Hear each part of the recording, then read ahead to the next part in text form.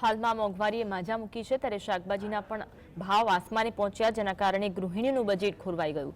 સાબરકાંઠા જિલ્લામાં મોંઘા ભાવના બિયારણ અને ખાતર નાખીને શાકભાજીનું વાવેતર કરવામાં આવ્યું હતું, પરંતુ ભારે વરસાદને લઈ શાકભાજીના ફૂલ ખીલતાની સાથે ખેરવી દીધા, જેને લઈ સારી આવકની આશાએ વાવેલો પાક પૂરતું ઉત્પાદન આપી નથી રહ્યો।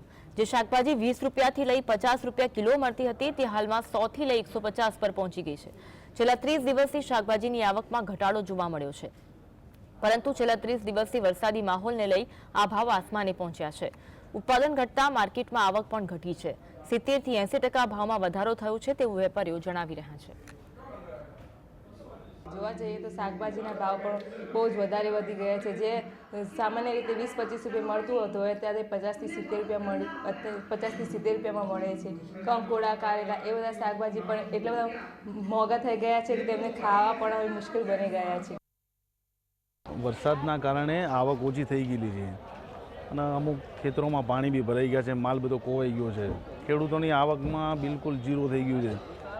બિલકુલ અત્યારે 10% માર્કેટમાં શાકભાજી આવે છે, એના કારણે માર્કેટમાં તેજી જોવા મળી છે।